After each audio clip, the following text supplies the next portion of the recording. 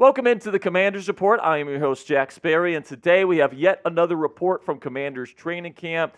And today I'm going to be breaking down two players from day 2 of Commanders training camp practice that are really showing out. All right, and I think that the first 2 days of practice, there's been a lot of energy. There's been a lot of really good things put on the practice field in Ashburn that I can't wait to talk about today. We did put out a video yesterday talking about the day 1 takeaways that I have. So if you want to check out my day 1 takeaways from the first practice of Commanders training camp, after today's video, you can check out that one. But there were two major standouts at practice, not only today, but also in day 1, two players that Commanders fans are really hoping truly have breakout seasons this year. And if the Commanders want to go on a potential playoff run here and make the playoffs, I think these two players definitely need to have good seasons, and they've gotten off to a good start in camp. So let's start with the first standout here, which is none other than number 2 overall pick and new starting quarterback for the Washington Commanders, or at least we assume he's going to be the starting quarterback this year, Jayden Daniels, who has just been lighting it up. I mean, it was rave reviews for this kid at OTAs and rookie minicamp and mandatory minicamp. So it's not really a surprise that Jayden Daniels is playing so well to start training camp, but it's definitely a good thing to see here where he's taking a good spring and he's put it into a good summer, and now he's putting it into training camp here, which is excellent to see. We got some reports from Ashburn today, starting with Linnell Willingham, talking about Jayden Daniels' ability to recognize pressure. He says, nice job by Jayden Daniels calling out a defensive back that honestly didn't really show blitz, but he came. Daniels slid the protection, but it was incomplete. So listen, man, this shows that Jayden Daniels can really process the defense pre-snap, and he can see, and he can pick up tells and all these different things of when guys are coming in terms of a blitz. He knows how to make those proper adjustments, slide the line to adjust for these rushers that are coming at him. That is something that NFL quarterbacks absolutely have to do. And according to this one here, or this play, he was able to do that.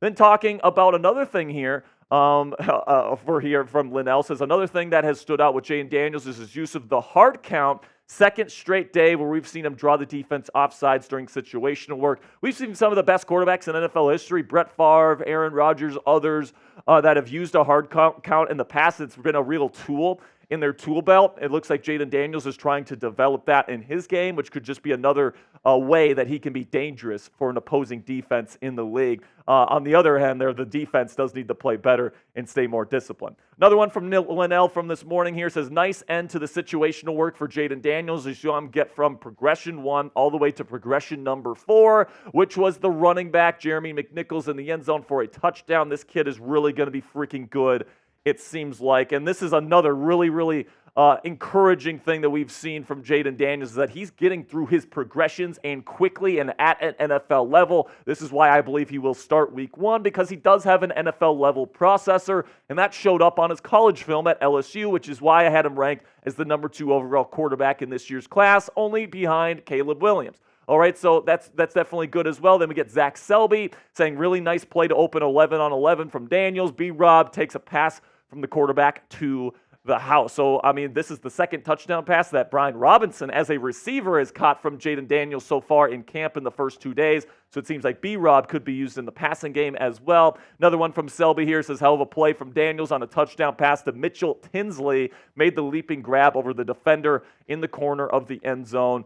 So another great play here. And as you can see with all these reports coming out, Jayden Daniels is really doing a great job in camp. And then at the end of the day here, they did a 2-minute drill with Jayden Daniels, and he led them down on a 7-play touchdown drive and scored a touchdown with 9 seconds left. That shows the poise that this kid is bringing to the table, and it's really good to finish your day off with that kind of success in the 2-minute drill. And listen, man, it's just training camp. The pads haven't come on yet, and all the things that we've heard about Jayden Daniels have been great, but the pads haven't come on, so I'm trying to temper my expectations here. He is a rookie. I do expect him to take some rookie lumps throughout his first season in the NFL, but it seems like every time, I'm looking at the practice film, every time I'm looking at Jayden Daniels and what he's doing at practice, it's just looking like an NFL quarterback, and it's looking like a star NFL quarterback at that. So I'm trying not to get too excited, but Jayden Daniels is making it pretty tough at this point.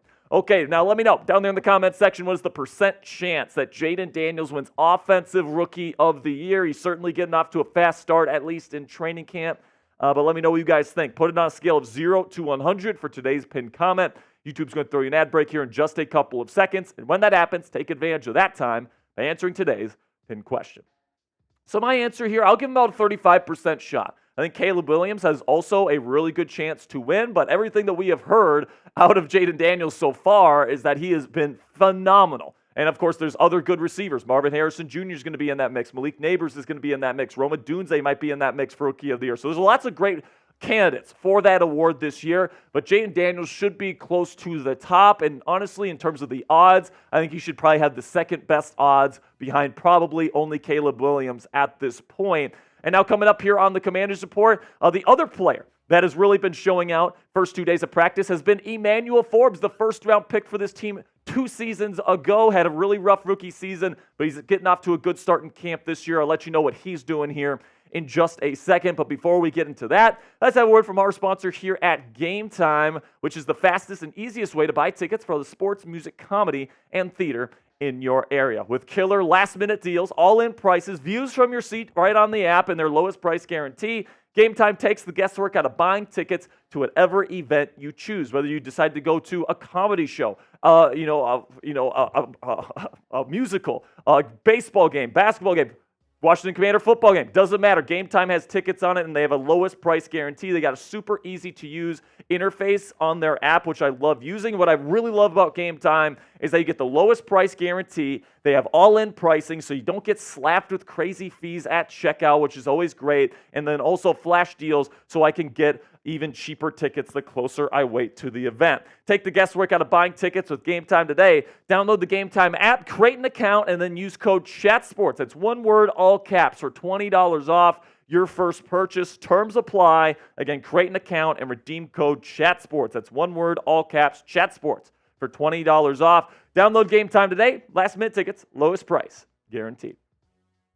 So Emmanuel Forbes is getting off to a fast start at Commanders training camp this year, and he has been impressive to this point, going up against number 1 receiver here for the Commanders, Terry McLaurin. So it seems obvious that the Commanders view Emmanuel as their number 1 corner this year, and it seems like he's holding his own. This comes from, once again, Linnell Willingham, who says Emmanuel Forbes has been battling with Terry all practice, both getting the best of each other. Second-year corner looks much improved, and that's exactly what Commanders fans were hoping to hear out of Emmanuel Forbes heading into the year, and him making that big-time leap from year 1 to year 2 that we've seen so many corners in this league make would move mountains for this defense, because they are relying on him to be their number 1 corner. And if he does not live up to that standard, this secondary might be in a lot of trouble. And of course, last year, he had a really tough time, man. You look at the Pro Football Focus grades, not that PFF grades are gospel or anything like that, but it's a good tool to look at here, especially when it comes to cornerback and coverage and all that stuff. The overall was 112th out of 127 corners in football last year. That's abysmal.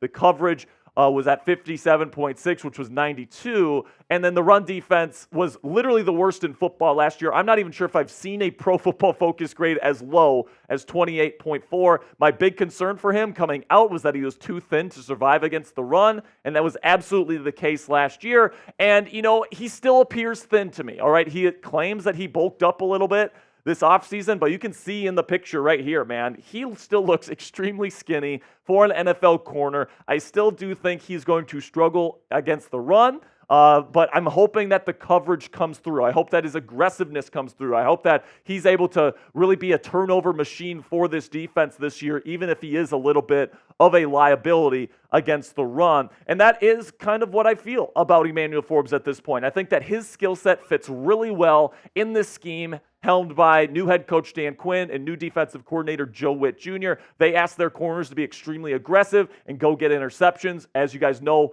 Emmanuel Forbes did that better than anybody else in college football his final year at Mississippi State. So his aggressiveness, his length, his ball skills, all that stuff is going to come into play extremely well in this scheme with Dan Quinn and Joe Witt Jr., so I can't wait to see that. But because he is still so skinny, he's probably still a liability against screens and against the run, and that's probably where he's going to be at this year. Now, let me know, over or under? Let me know down there in the comments section. Will Emmanuel Forbes get over or under 4.5 interceptions this season. I'm going to take the over here, man. I think Forbes is a super aggressive corner. We saw guys like Deron Bland get extremely high interception numbers in the Dallas Cowboys aggressive scheme. I think Forbes is exactly the type of guy that can capitalize on the aggressiveness of this defense. I'm going to take the over on 4.5 interceptions. Let me know what you guys think down there in the comments section. All right, guys, that'll be it for today's news and rumors edition of the Commanders Report. Make sure you click that subscribe button because we're going to have more updates from Commanders training camp all throughout the 2024 preseason.